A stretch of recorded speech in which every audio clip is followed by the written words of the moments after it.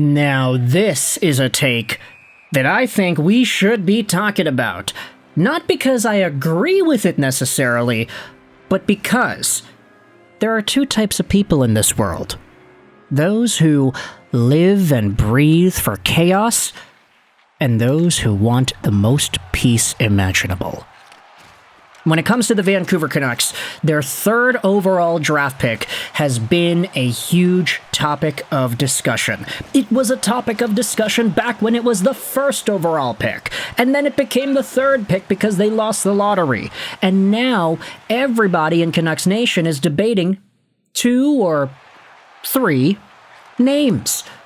You have Ivar Stenberg, you have Caleb Malhotra, and you have Chase Reed.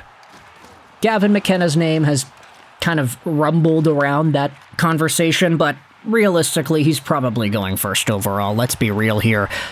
However, in this video, I wanted to talk about the idea of another name potentially going to the Vancouver Canucks at number 3. It's a name that Frank Seravalli mocked as the second overall pick. It's a name that many thought was going to be a first overall caliber pick back in November, December of this previous season. That name is Keaton Verhoeff. A guy who, at 6'4", 216, a right-handed defenseman out of Fort Saskatchewan, Alberta, playing for the North Dakota Fighting Hawks, he has slowly fallen out of the top of the draft conversation. It was earlier this year. Ivar Stenberg wasn't the projected second overall pick. It was Verhoeff. Bukala, Constantino, the Sportsnet crew, they ranked Verhoeff number 1 over McKenna earlier this season. But as the year has gone on, Verhoeff didn't really continue displaying the best draft-eligible season that he could have had. He got passed on the D side by Chase Reed. Chase Reed has some very good offensive skills. He displayed that at the OHL level. Verhoeff, on the other hand, yeah, it's true, he was able to showcase himself at the World Juniors, and he actually was pretty good there. He ended up having a pretty disappointing end of the season in the NCAA. Wasn't really doing all too well, and then his team got eliminated. Verhoeff then joined Team Canada at the World Under-18s, and he was pretty alright there too. But ultimately, Verhoeff is a guy who, right now, if you look at the rankings, his consolidated ranking is number 4, but his overall ranking ranges from number 1, you have Kennedy on the Hockey News that has him there still, and then you have folks like Elite Prospects. They have Verhoeff at 12, Craig Button has Verhoeff at 9, McKean's has him at 6, Chris Peters has him at 2. Frank Seravalli, in his mock draft, said that Ivar Stenberg would go 1 to Toronto and Keaton Verhoeff would go 2 to San Jose. Make no mistake about it, Keaton Verhoeff's draft stock is all over the place, but the hype doesn't seem to have gone away, depending on who you ask.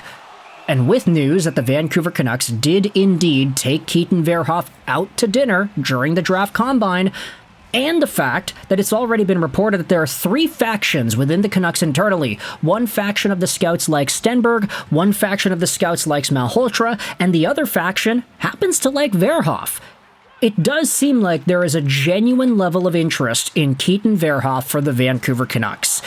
And this Reddit post on the R Canucks sub goes out there and gives us why this may be the best situation possible for the team.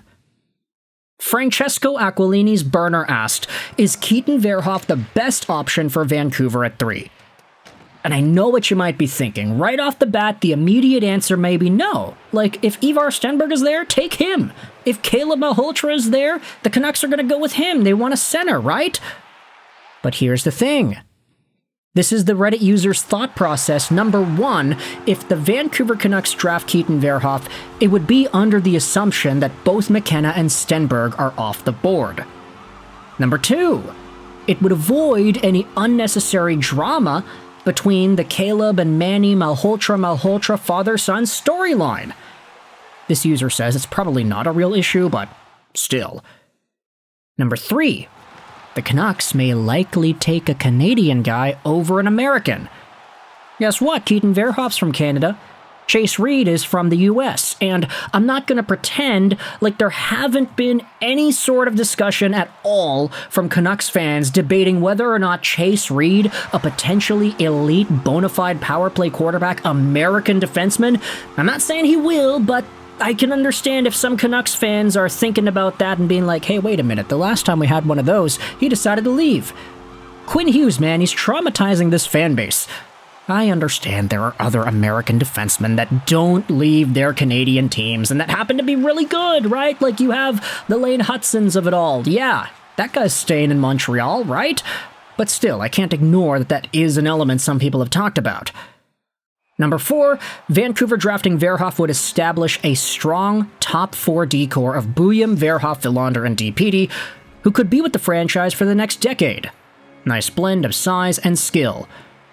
And number 5, drafting Verhoeff would encourage the club to trade Filip Hronek sooner rather than later, which would bring in a major return, since Verhoeff likely joins the team towards the end of next season after another year in the NCAA.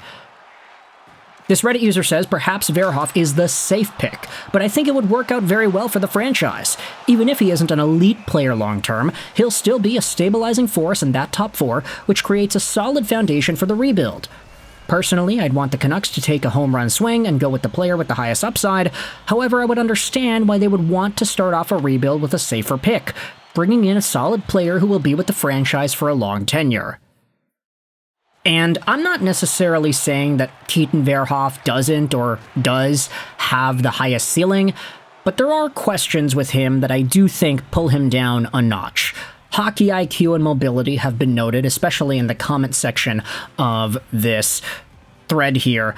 Especially towards the end of the season, Keaton Verhoeff exhibited a few moments in those departments. His decision-making was a little bit off, and maybe he wasn't making the best reads. Count 3D in the comments says, I had believed Verhoeff was the guy for the longest time, but in the last few months too, I've had a bunch of doubts raised about his thinking and his ability to step up to the next level playing against men. He is young, though. I kind of felt similarly concerned years ago about Bouchard because there were some concerns about his skating, but he has morphed into an offensive powerhouse, though some lay blame at his noticeable defensive lapses still hurting the Oilers. Ultimately, I'd be very happy if the Canucks took a still good, slightly less risky pick. If McKenna and Stenberg are off the board, for me, that's either Reed, Malhotra, or Albert Smits. I think you can't go wrong with those guys. Another reply says you still take Chase Reed. 3. He has the highest chance of being a number 1 or top pair right shot D-man in this draft, and that is one of the hardest positions to acquire. Best player available always. Now, I will say, Verhoeff and Reed both play the same position, right-handed defenseman, but Verhoeff has been kind of that underdog top pick candidate for a while now, after falling out of first overall favor back in December. The fact that we are now talking about him as a potential option because the Canucks have been reported to have liked him a lot does make me super intrigued as to whether or not this may be the right pick. It would certainly give Vancouver another avenue to avoid the whole Manny, Caleb, disgruntled idea that people seem to be tossing around these days. And I said it myself in a bunch of other videos too, I do feel slightly uncomfortable with that. I'm not necessarily sure if it's the best idea for Vancouver to have that sort of father-son dynamic with their coaching.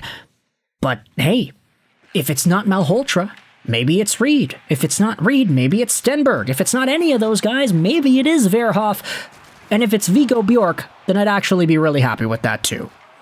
With all that said, you can let me know your thoughts in the comment section below. What are your thoughts on Keaton Verhoeff as a Vancouver Canucks 3rd overall pick?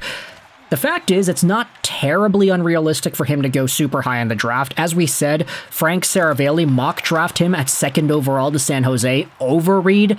Let me know your thoughts in the comment section. Do you think he could actually go that high? And how would you feel if the Canucks took him? I hope you enjoyed this video. And bye.